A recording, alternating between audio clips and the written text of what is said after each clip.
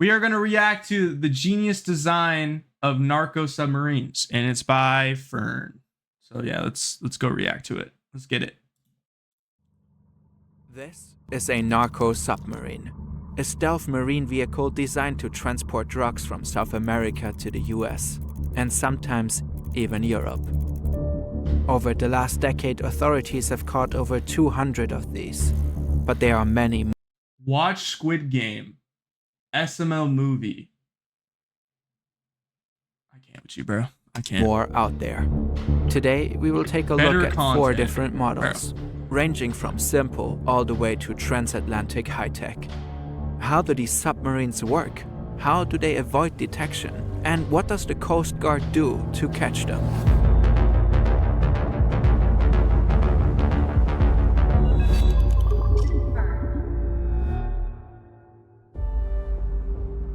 There are many ways to smuggle cocaine into the high-profit markets of the US and Europe. Each year, authorities seize several hundred tons of cocaine before it reaches the streets, and many more tons get past them. In this game of cat and mouse, cartels constantly come up with new ways to deliver their product. At first, narco subs were made for short trips, but over time their production was professionalized. A hidden industry began to flourish. This is Oscar Moreno Ricardo. Colombian authorities named him the king of semi-submersibles. Here, deep in the dense Colombian jungle, hidden along the river, he operates a clandestine ship. Is that where that drug's from? Colombia? Is that where is that like native for that? Yeah, for what he said? Is that native? Is this where it comes from? The reach of authorities. In places like this one, Ricardo and his competitors build submarines. They can travel thousands of miles across the ocean carrying tons of cocaine. These narco submarines are designed to remain hidden, but there are rare moments when we get a glimpse into their world. H.I. Sutton studies the craft of Ricardo and the others. He has dedicated his career to uncovering their secrets.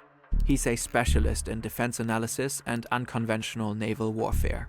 I've been looking at narco submarines for about 15 years and keeping a database of all the incidents of narco submarines and analyzing their designs and the trends. That has to be a big job. In that space. Now, let's dive into our first sub. Now that I'm thinking about it, that has to be a big job for like our military and stuff to keep account for, to make sure that like a lot of those types of drugs, make sure that they don't come to the United States. That has to be a big job for them to do. This definitely has a big task force for people that have to look for these submarines and shit, which is kind of crazy. Say it. I don't know if that's TOS. I don't want to say the drug that they're talking about. Sure. This is a very say it back, bro. I love you, bro. I'll see you later. Okay. Typical narco submarine. They started to appear like this in the late 2000s, and they're still being found today. It's roughly 14 meters in length and not a true submarine. Rather, it's a so-called low-profile vessel. The top remains visible above the waterline. Its color blends in with the sea. Due to its low height, radar systems have a hard time detecting it. Currently, it is en route to Central America.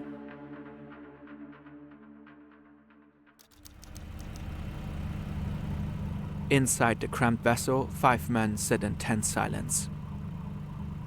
Every so often, the low hum of the diesel engine pulses through the hull as it pushes them forward at 16 kilometers per hour. The sub is divided into 3 compartments. This middle is the crew area. It's sparse and uncomfortable. Bunks cramped tightly together, a single hatch above for entry. It looks kind of cool though. Here at the rear, the diesel engine. I'm not gonna lie, after the Ocean Gate shit, bro, I don't ever want to step foot in a submarine. I'm gonna be completely honest.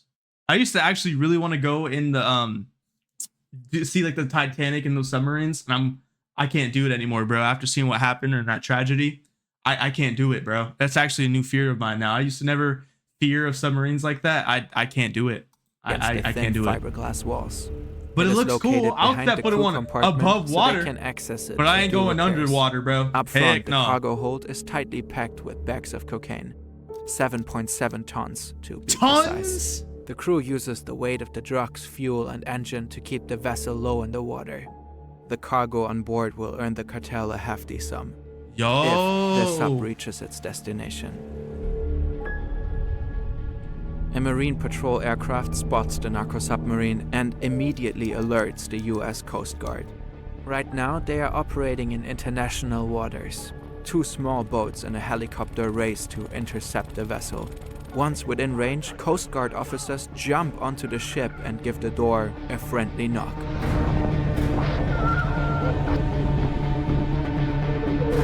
They capture the 5 smugglers along with the cocaine, valued at well over $200 million. Wow. If law enforcement had not acted so decisively, the smugglers could have opened the scuttling valve, a last resort mechanism that floods the sub and sends it plunging to the ocean floor, along with all its evidence.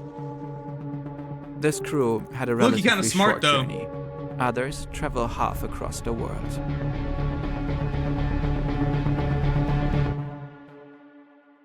While narco subs are obviously used for organized crime, their engineering and the ingenuity behind their design are undeniably remarkable. If you ever wanted to build your own skills in these areas, on the right side of the law of course, Brilliant is a great place to start. Their interactive lessons make it easy to learn new skills, whether it's physics, math, programming, or artificial intelligence. Every lesson is engaging and play a different part of the Amazon. A narco vessel departs near Manaus in Brazil and is making its way to Macapa, the Amazon's mouth. This semi-sub is over 20 meters long and nicknamed Che. Inside Che sit 3 men: Agustin Alvarez, a former Spanish boxer and captain of the vessel, and 2 Ecuadorian men. They are about to cross the Atlantic. Traveling at around 19 kilometers per hour, they will cover roughly 6,500 kilometers from the Brazilian rainforest all the way to Europe, with no GPS and only a compass to guide their way. It will take them about 2 weeks to reach their destination, if all goes according to plan. This narco sub is very similar to our first one. I didn't know we had such a big problem with this. Like, I knew that like drug trafficking into like foreign lands is like you know, people bringing in shit to like the United States was a problem, but I didn't know it was like through submarines. I mean, honestly, I thought it'd be like through like vehicles and shit like that. Like, I never thought, like, I didn't know they just would travel through submarines like this. I had no clue. That's insane. That's a crazy job to have. Imagine that. And larger. I couldn't do it. It also has 3 compartments. I couldn't do it. You've got the engine in the back, the crew in the middle, and the cargo bay. Nearly half the sub's size is reserved for fuel. 3 massive tanks holding 20,000 liters, ensuring the vessel can make the long journey. The men have no proper beds and use plastic bags as toilets. For food, they have the choice between energy bars, rice, or cans of sardines. There's only 1 proper seat, so 2 men must lie down at all times. The men endured 3 storms and almost hit a larger ship on the way, but finally managed to cross the Atlantic. But well, luck is not on their side. After 27 days, the sub runs out of fuel. The journey took twice as long as planned. Because of the conditions at sea, they can't deliver the drugs to another vessel. 2 attempts to meet with cartel boats fail. As a last resort, Alvarez contacts old friends from his hometown Vigo and hopes to get help from them to unload the cocaine. But this also fails. So they travel near the coast of Galicia and sink the vessel. Afterwards, the crew wants to flee, but law enforcement has already spotted them. The EU's Maritime Analysis and Operations Center has notified Spain that a suspicious vessel is heading for their coast. They watched them using night vision goggles and observed their arrival in Galicia. No, that's tough. I'm not gonna lie. Just knowing that what the military does, bro, like having to like go into those submarines, take this out, like, bro, that is crazy. That's kind of badass, though. I ain't gonna lie. Arrested 2 Ecuadorian men shortly after the sinking. Alvarez can flee. The way that we can just detect people like that is tough. 5 days, and then finally gets arrested. Spanish police refloat and confiscate the sunken submarine. They find 3 tons of cocaine, worth around $100 million. Wow. Every time one of these gets caught, a cartel loses a lot of money. Reason enough to innovate.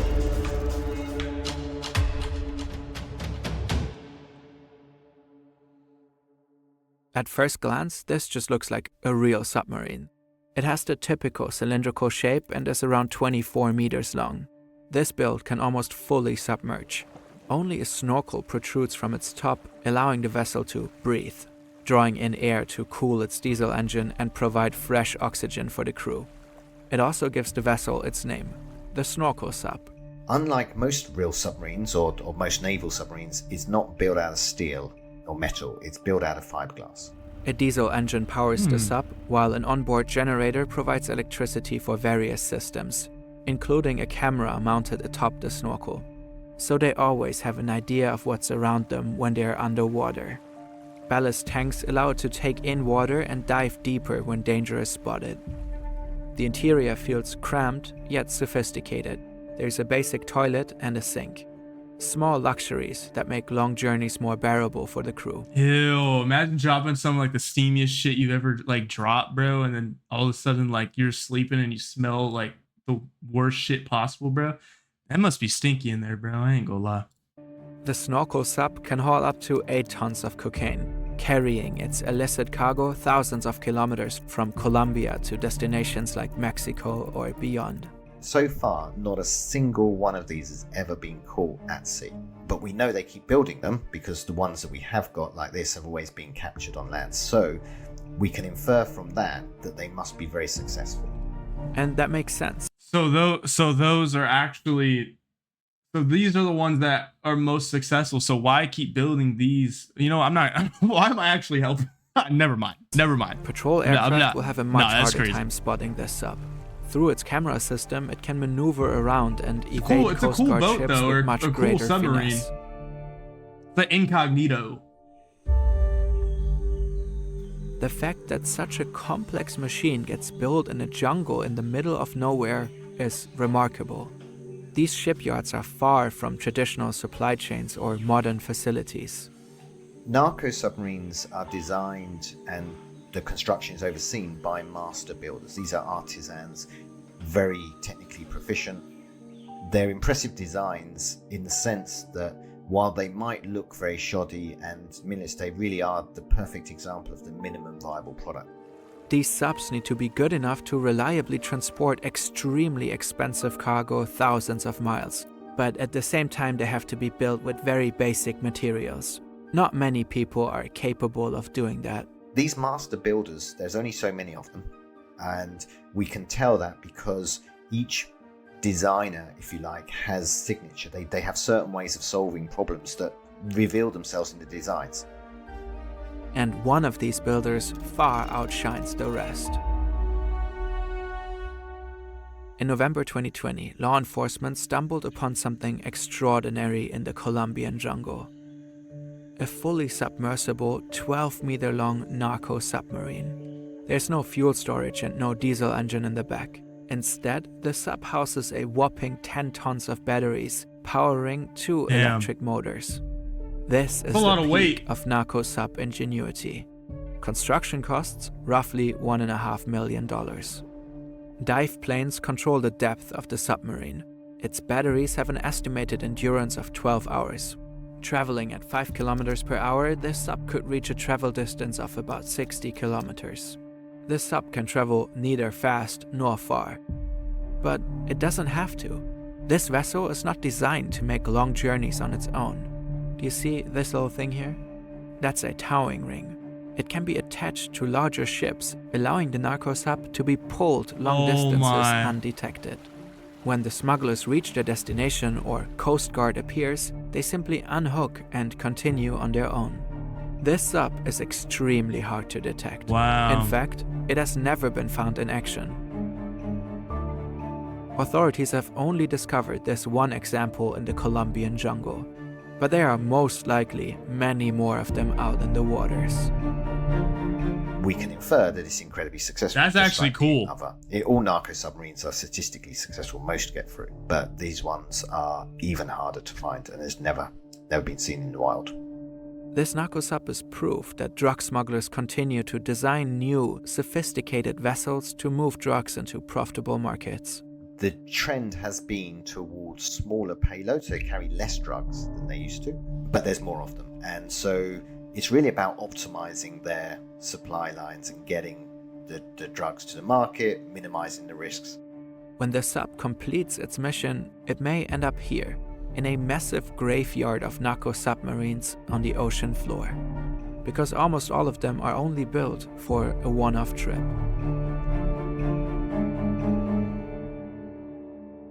Cool to know. In 2022, the reign of Oscar Moreno Ricardo, the so-called king of narco submarines, came to an end. After years of eluding authorities, he was finally arrested in a joint operation by Colombian and American authorities. His capture marks a significant victory for law enforcement, but it is far from a decisive blow. Another worthy successor will most likely have already taken his place. Somewhere in the depths of the Colombian jungle, a new genius is already working on the next generation of narco submarines. More advanced, more sophisticated, and designed to beat the latest tactics of law enforcement.